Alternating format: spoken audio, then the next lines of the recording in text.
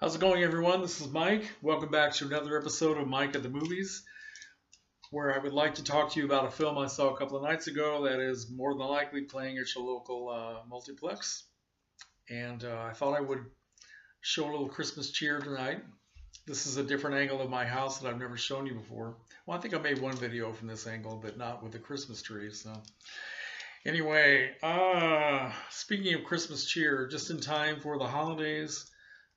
Paramount Pictures has brought to you Daddy's Home Part 2, which is a sequel to 2015's Daddy's Home Part 0, or Part 1, okay? So, once again, we are back with Mark Wahlberg and Will Ferrell, Linda Cardellini, and a whole bunch of other people. If you remember the film from 2015, which I actually liked, I enjoyed that film, which is why I went to see the sequel.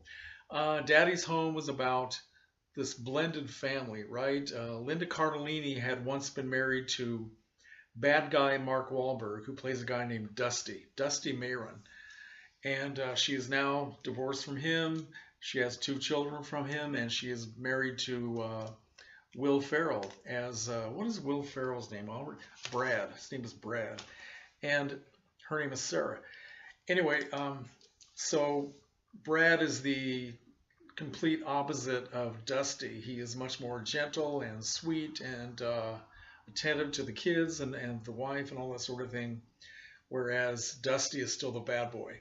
But anyway, so their tranquil little life in this second marriage is interrupted when Dusty comes back riding on his motorcycle to see his kids for Christmas.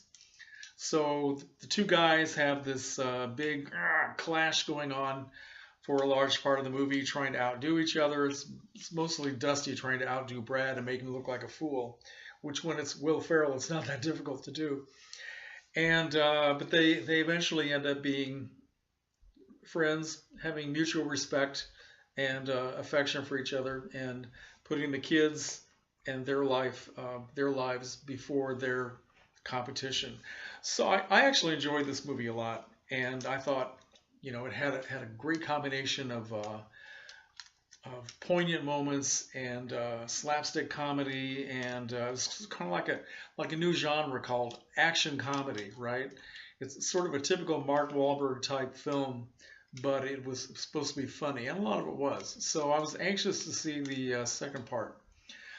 Well, anyway, the second part is nothing like the first part. So this time we have the addition of the fathers of each one of these guys coming to spend the Christmas holiday with them. The father of Will Ferrell is played by John Lithgow, and he's very much like Brad. He is very gentle, not a real tough guy.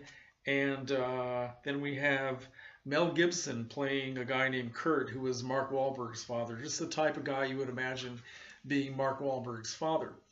And of course, so not only do the two grandfathers start clashing with each other, but Kurt, played by Mel Gibson, being another bad guy, just like his son, whom he also doesn't get along with very well. He tries to start trouble between the two guys who really, at the beginning of the movie, have a good friendship and a co-parenting thing going. He tries to mess that up and drive them apart. So that's what the film was about. And let me read you my Letterboxd review. It's actually very short. It's only about one paragraph. But here's my review of the film. I gave it 2 stars. A few scattered laughs don't make up for the endless succession of unfunny slapstick routines and banal verbal exchanges in the sequel to Daddy's Home 2015. The attempts at comedy are too forced, and so are the intended poignant moments. The movie seems to be trying to make a statement about father-son bonding, but instead comes off as a snide criticism of any kind of sincere family relationship. Mark Wahlberg, Will Ferrell, and Linda Cardellini are joined this time around by John Lithgow, John Cena, and Mel Gibson to no particular advantage. My advice, skip this one and stay home and watch Santa Claus Conquers the Martians instead. Okay? As a good movie for Christmas. So the film is way overdone. It has a very ill-conceived script. It relies too much on physical comedy, which is just not funny. There were a few moments that I did laugh, but not that many. And overall, it was a big disappointment. And it's weird because this film was made for $69 million dollars and it's already raked in $87.7 million dollars. The first one was also made for about $69 million dollars and raked in $242.8 million dollars. So I guess they're hoping this may turn out to be a years-long franchise if they make a lot more money with this one. I don't know. Now, I go to see a lot of films with Mark Wahlberg these days because he's turning into one of my favorite actors. Not that he's such a terrific actor, but I do like him, and I think it's because he's another short guy like me. I'm actually two inches shorter than Mark Wahlberg, who's 5'8". I'm 5'6.5", right? That half inch means a lot to me. But I understand that whole short guy syndrome, right? The cocky short guy. I'm a short guy, but I'm not cocky. Well, I have my moments. But I do relate to Mark Wahlberg, and that's why I kind of like to see him doing his routine, which never seems to change in most of his films. He's always got that squinty-eyed look and trying to look mean. And whether it's a comedy or a drama, he always kind of looks the same and acts the same. But I still kind of like him. I like the other actors as well. I'm not that familiar with Will Ferrell, really, but I thought he was very, very good in a film called Stranger Than Fiction. And maybe it's the fact that the film was good apart from him. But I did think he was very good in that. But yeah, this was a big disappointment to me. I went one night when there were only about maybe 10 other people in the theater, and there were a bunch of kids sitting a couple of rows back to me, 3 girls who were just making a lot of noise. And people in front, some people with their kids were also, they seemed to lose interest in the movie very quickly, and they were all chatting and laughing and looking at their cell phones.